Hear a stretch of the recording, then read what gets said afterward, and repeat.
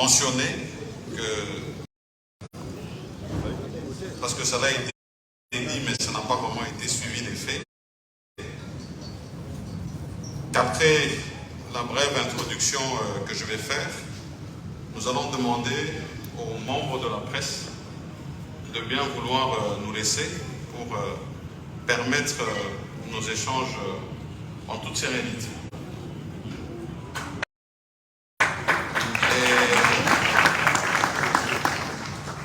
Et une fois que nous aurons terminé, parce qu'on a annoncé déjà toutes les étapes, lorsque nous allons atteindre l'étape de la signature, l'adoption et de la signature de la charte, nous allons réinviter la presse à pouvoir nous rejoindre et assister à ces étapes-là qui vont suivre. Donc je tenais absolument à le dire parce qu'après que le maître de cérémonie ait parlé, j'ai vu que la presse ne s'était pas retirée. Je voudrais ensuite, au nom du Présidium, présenter des excuses à vos augustes personnalités parce que la cérémonie débute avec un peu de retard. Comprenez que c'est indépendamment de notre bonne volonté. Mais la bonne séance demande à ce qu'on puisse s'excuser lorsqu'on n'a pas respecté le temps. Ensuite, je vais rappeler que nous nous retrouvons ici, dans cette belle salle, à la suite d'autres rencontres que nous avions déjà eues.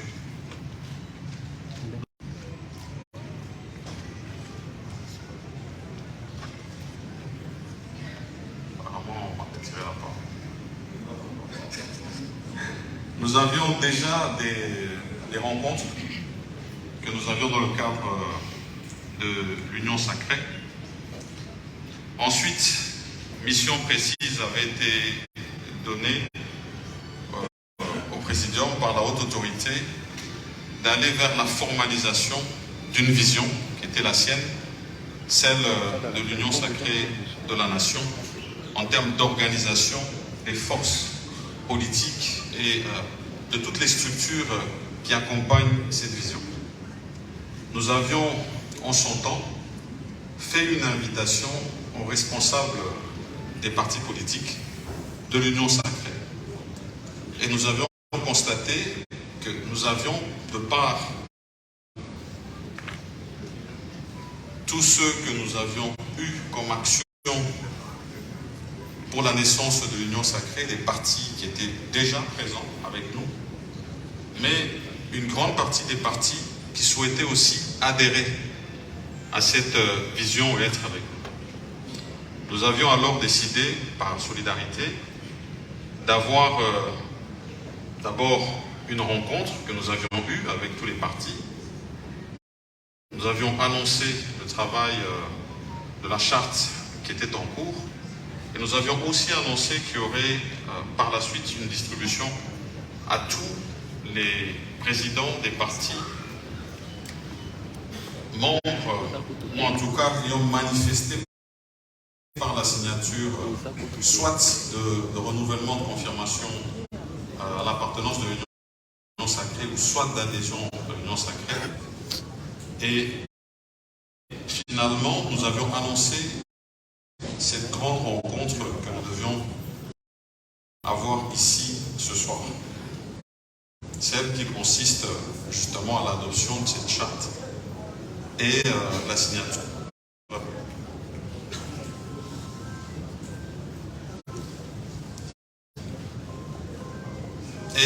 Et la signature, telle que je l'ai annoncée, de cette charte. Et donc tout à l'heure, nous allons avoir cette présentation qui nous sera faite par le camarade Christophe, qui est d'ailleurs en train de saluer un autre camarade, le camarade Bahati, qui nous sera faite par le camarade Christophe, et nous pourrons poursuivre. Et donc, à cette étape, avant que je ne rende la parole peut-être au maître de cérémonie pour qu'il invite le camarade Christophe, je vais revenir sur la demande qui avait été faite en ce qui concerne la presse. Mes remerciements à tous.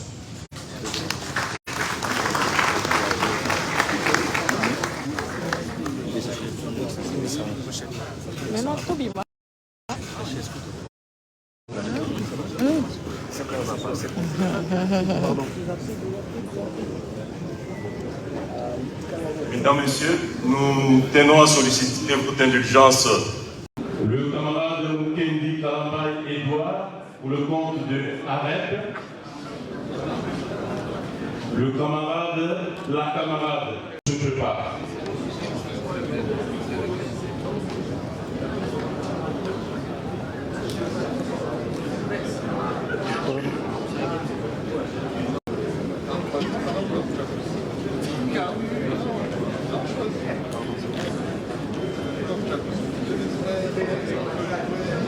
Mabaye Métifredi pour le compte de ASD.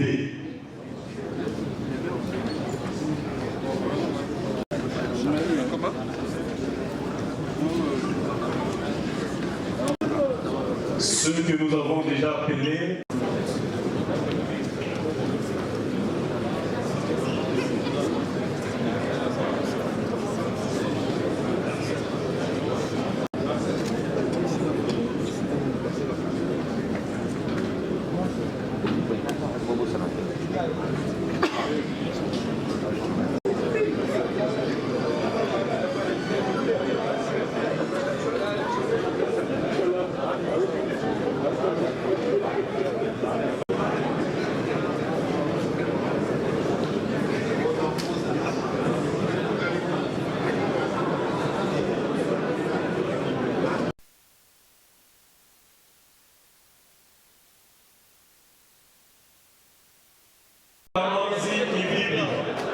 Pour le compte de CPCE, le camarade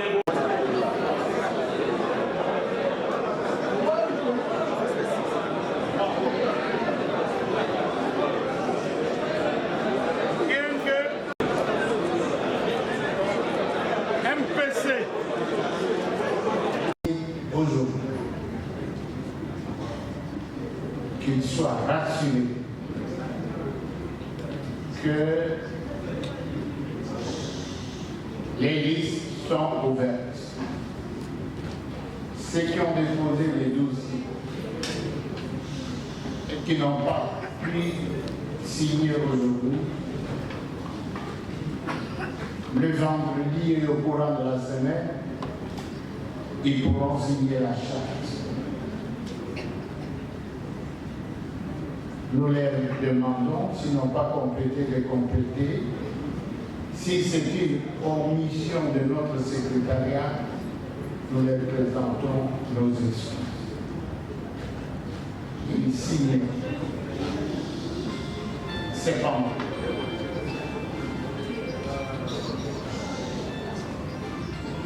pour les associations et les personnalités, la liste sera également ouverte conformément aux chartes de l'Union sacrée de la nation. Nous venons tous de passer une très bonne journée. Aujourd'hui, c'est un grand jour pour l'Union sacrée. Nous préparons la sortie officielle pour le 22 avril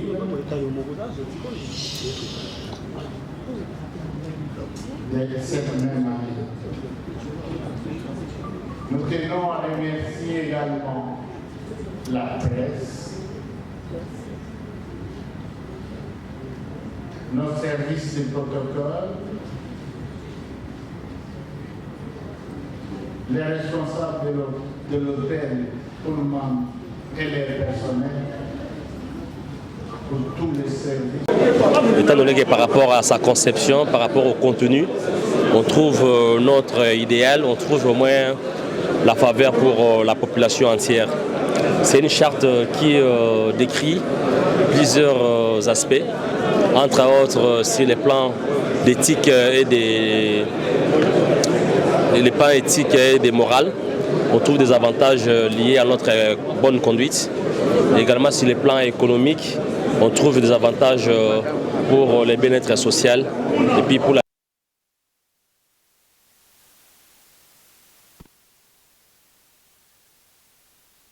nationale et LTD qui travaille à la démocratie. C'est Fabrice Kelani.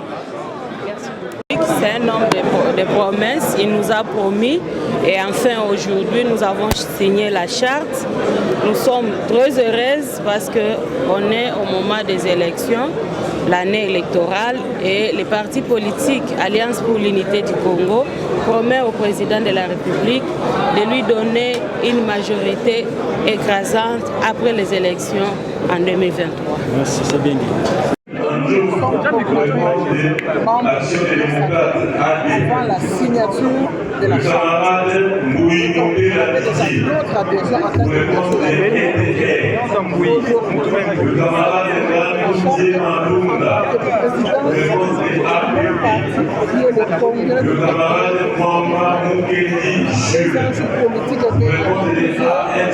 je pense qu'aujourd'hui, le plus important,